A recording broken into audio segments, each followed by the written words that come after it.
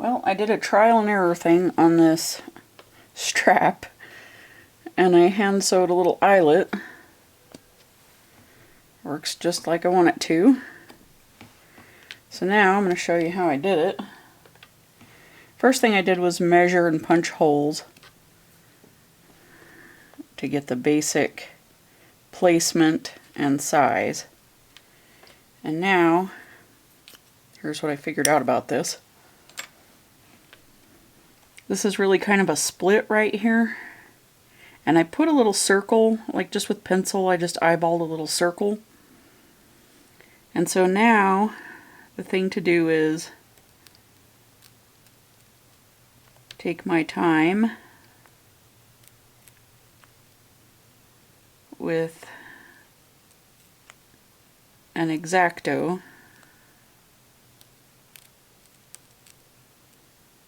and cut a somewhat round hole. Now if you have a leather punch, this would be so much easier. This idea falls in the category of try it and see what happens. The worst case scenario, I have to replace this strap. Which is still possible because I haven't put on my end papers yet. I could.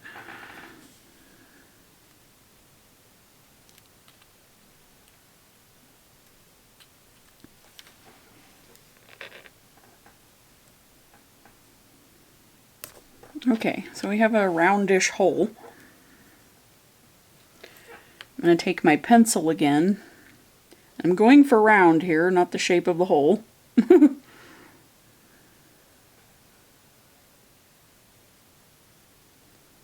That's going to be where my stitches go.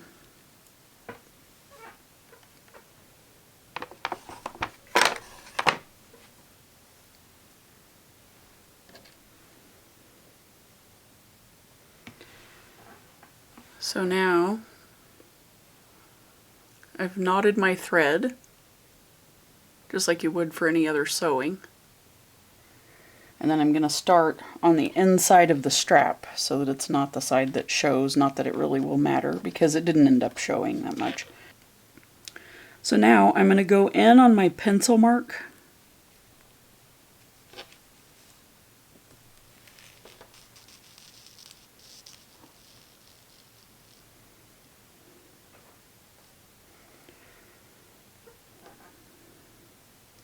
And come back up through the hole. And the key to this, to getting good stitches, is to have them, don't pull them too tight. The temptation is to pull them tight, but you don't want to pull them too tight. You want those stitches to lay flat. Okay, I got my little eyelets done. That honestly took me maybe like an hour.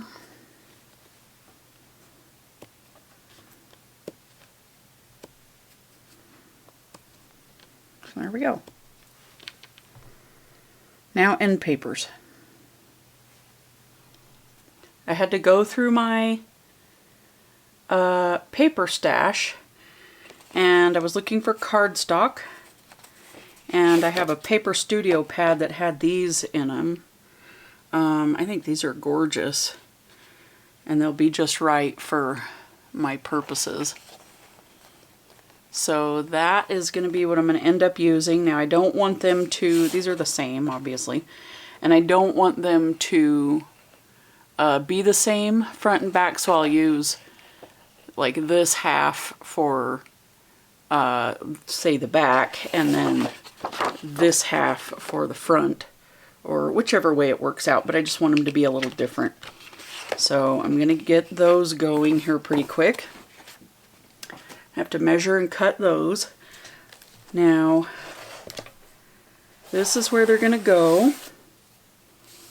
If you're going to do book corners, then it's advisable, I think, it's really a matter of opinion, but I think it's better to do the end papers first and then put your corners over it. I think it just works out better that way. But the other thing that I'm going to do, now this sort of faux suede that I'm using is, it's pretty thick.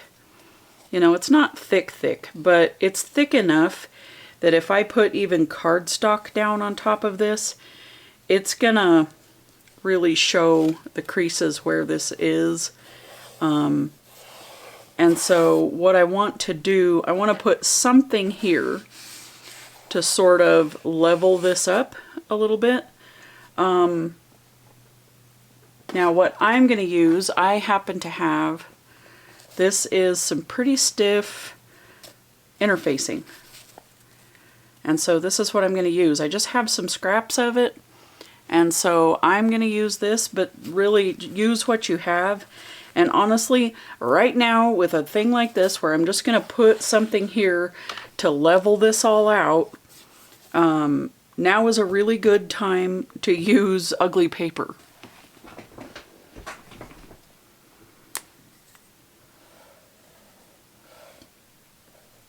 I'm just going to eyeball it.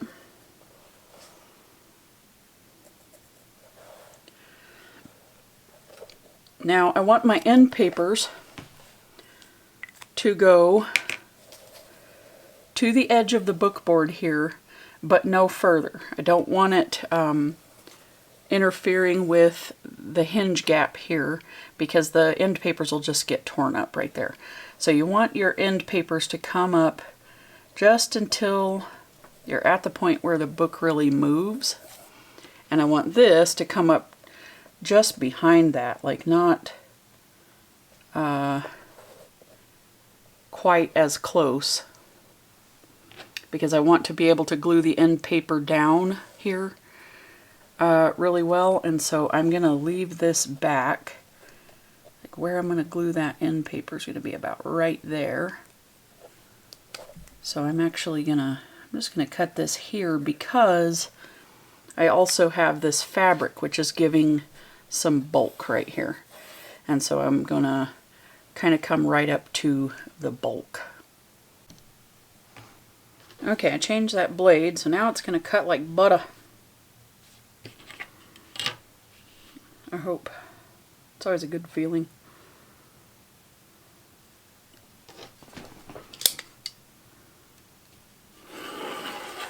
Oh yeah. Okay, so this should fit in my front inside cover. Yeah, that's about what I want right there.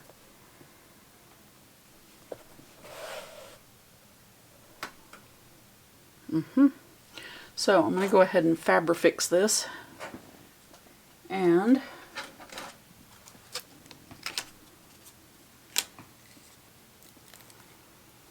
I'm going to smash it down. I haven't even glued anything, and somehow I have Fabrifix all over me.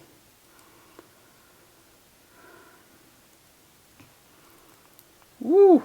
Okay, that's running out easy. Yeah, that other stuff I had was way dry.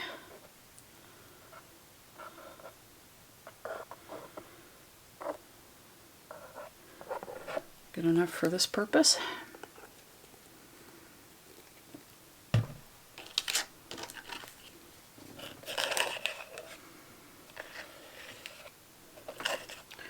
Just knocking that down so it's not lumpy.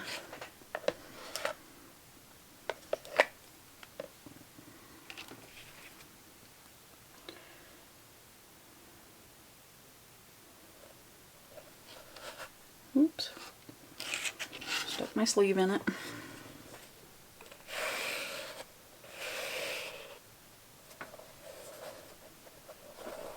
Yep, just about like that.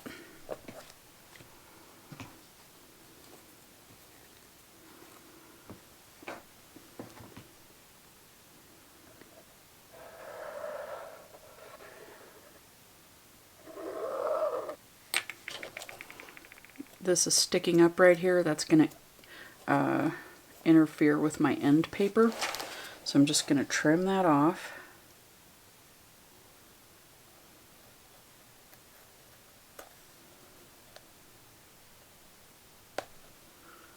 Alright, now let's measure where we're going to put this end paper.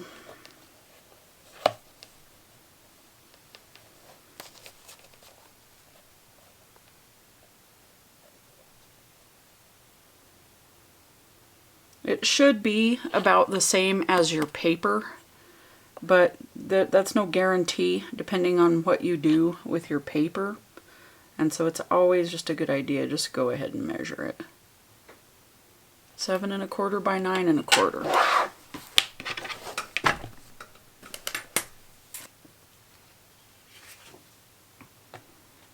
Okay, so I'm going to cut him upright. One side of this is going to be, cut it right there. I really love that. If you can see. That's a lion, but it's also a map. It's really cool. Anyway, and then 9 1/4. Let's see, top or bottom? Top or bottom? We'll take the bottom off. 9 1/4.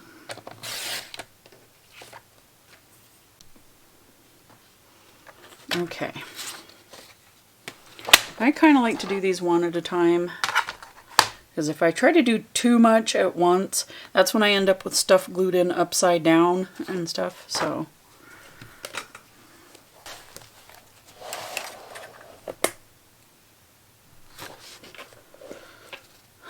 Okay.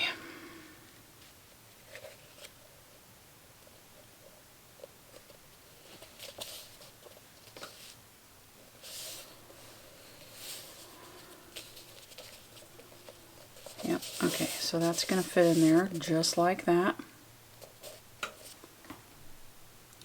Now, before I glue this in, I want to go ahead and ink it. Okay.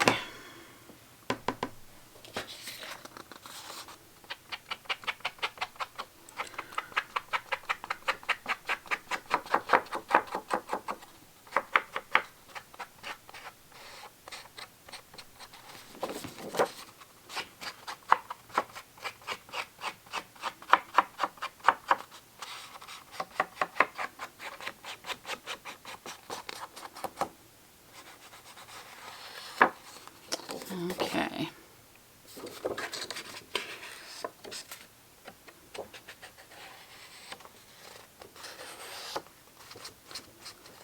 I don't want that fresh cut paper look. Okay. Right side up. Okay. Yeah, I think that looks pretty good.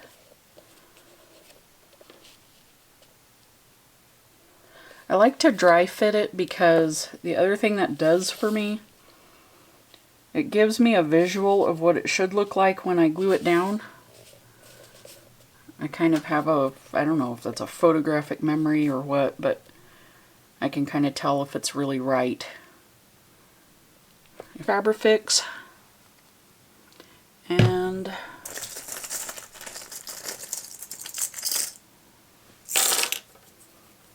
some binder clips.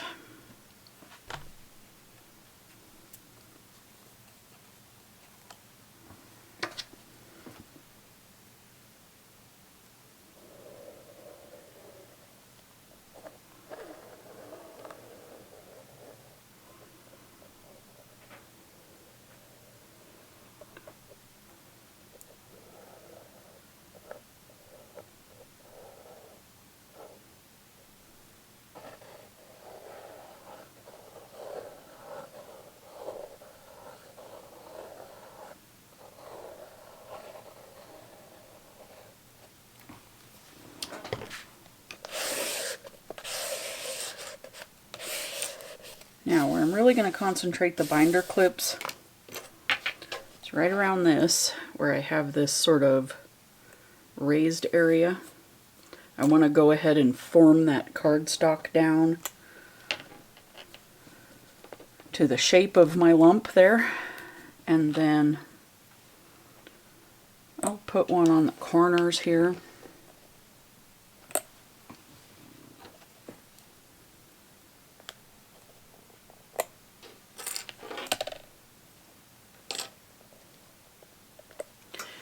the other thing I might do after it's dry is go back through with art glitter glue and kind of put the tip under there and just spot glue it a little bit. Just using the art glitter glue because you have such a fine tip with it. That'll help get all of that glued down. But it'll just take a minute for that to set up. That looks nice. I like that.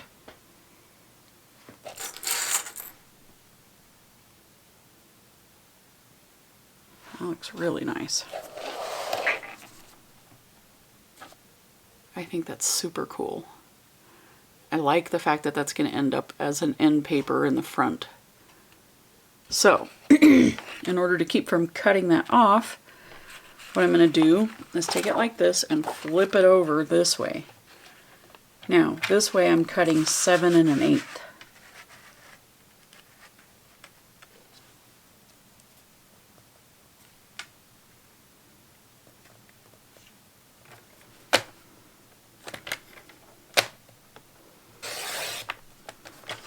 Okay, got our lion, and then cutting the bottom off.